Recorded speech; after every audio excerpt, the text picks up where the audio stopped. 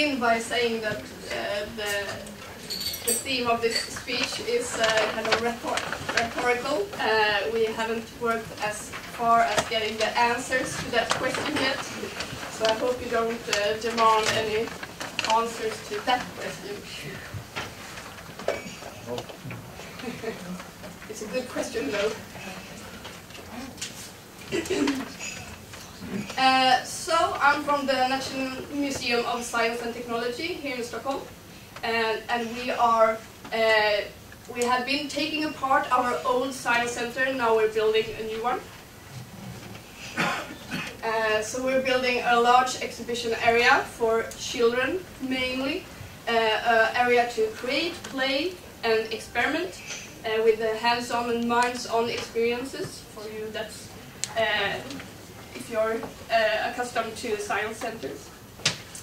We will open in January 2015, so we have been working for 2 years, and we're working for 1 more year. And we hope that this will be an innovative arena for informal learning. It's an educational arena, but also an exhibition. And it's about the visitors' inner motivation and inner drive. That's the basics of a science center.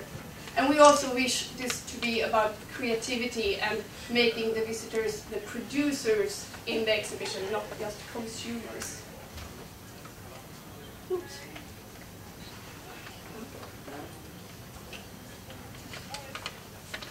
Target audience 3 to 12 years mainly, and also the a bit elderly kids 13 to 19. But these people don't come by themselves. You might know they come together with families, friends, and school groups. So we're also aiming at that target groups.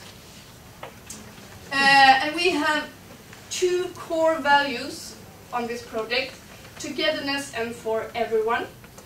We want this exhibition to be about creating together, together with your friends, together with your school group, together with your family, different ages of course then, and different abilities, different genders. And for everyone, we want to be as inclusive as possible and as accessible as possible.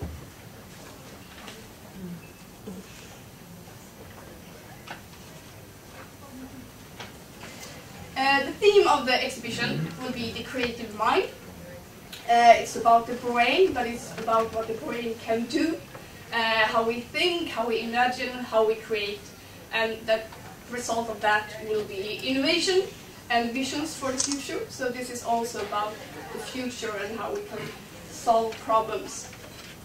And here, as a lot of people are aware of, different perspectives are needed. So it's not just for a few people, it's, as I said before, different genders, different abilities, different ages. And also we want to blend these different forms of science and technology, but also art, culture, and different perspectives to create innovation. And also to make this innovative exhibition, we of course want to bring in as many perspectives as possible, and mainly we want to bring in the perspectives of the audience, of the children themselves. So we are working in what we call a collaborative project. It's from the Nina Simon book, Participatory Museum. You might know about that. And she writes a lot about collaborative projects as being long-term, committed relationships, not just something you do once or twice. And it's also in different ways. It can be either consultative or co-development projects. This is also from that book, but by a man called Julian Spalding. It's why is it a good thing to use the target audiences, and why is it a good thing to collaborate? Because we don't know what our audience wants. We can guess, we can have an idea, we can have our own feelings about it, but we need to figure out what they actually want. And the best way of doing that is asking them, of course. So, so far we have met quite a lot of people, and we have gotten a lot of ideas. We have met with different kind of groups because we meet different kind of people at our museum. So it's the families that come, parents or grandparents with children of different ages. That can be a problem if you have a 2-year-old with a 5-year-old. We meet with preschool children and school children, different ages, and also their teachers and special need educators. And we also have a reference group with disability organizations that work with us closely, and they have young members that we also work with in more workshop kind of things. So far we have had, this is actually just a part of it, because we had a research period at the beginning where we tried a lot of things and we got to some conclusions. But in the project that's been lasting for 1 year now, we have been doing this in 3 steps. The first step was service. What do you want when you come to a museum?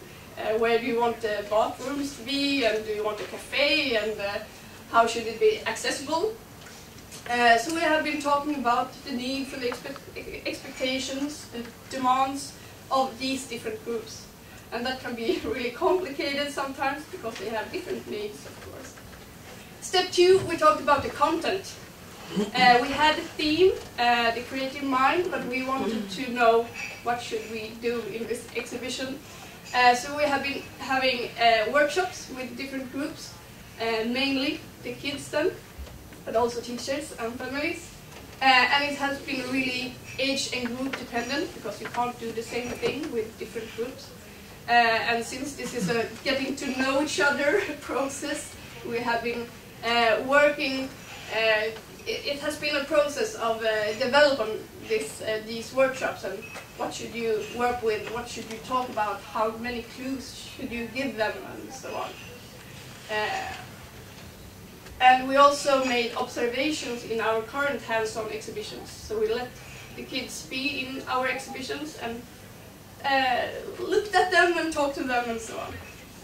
Step 3, the exhibition design. When we brought in our architects, our exhibition designers, we got them to meet these children. And that has been an interesting process, a little bit about this, different cultures maybe in museums and designers and so on. They have been both in shock, I think, but also really like having goosebumps with all these new ideas they haven't thought about. And we have been using our current exhibitions to talk to the children, ask them what they need, what they want, and also had some group discussions, workshops with them and with the architects. Next year we will start building our main exhibits. We are developing our own, some of them are going to be our own exhibits. So we are going to take the ideas we got from the target audiences and try to bring them to life together with the children, either as consultative or as co-developers, that we will see. We will also develop the lab activities, school activities, and weekend and holiday activities, test ideas and get inspired by different groups. And also all about information. That's a big job. What kind of instructions do you want? What kind of navigation help do you need? Well, what do you need in this exhibition? That's a big job. So as I said in the beginning, we're not finished. We have a long way to go. And this is a learning process for us, really. This is the first time we have been working this close with our audience. And it's hard. It's really hard. It's like a relationship. And this is supposed to be a long-term relationship, not just a flirt. So it's a lot of issues close related to ordinary relationships. You need to have the time and effort for each other, of course. How do we keep on wooing our groups? How do we make them feel like they are involved in between the meetings? That's a really tricky one. And it's about the mutual trust and appreciation. How do they feel that they are important to us, and that also what do they get from this. And it's a question about quantity or quality. How many do you want to date at the same time? Do you want to like see as many perspectives as possible, trying them out, or do you want to have more deep relationships with these with less groups? That's something we're working on also, and it's about representation. Someone talked about this earlier. Do you want to get new audiences, new target groups that don't come to the museum that often, or do you want to use the more convenient target groups that already is our audience at our museum? So that's something we're working on right now. But there's been a lot of great experiences.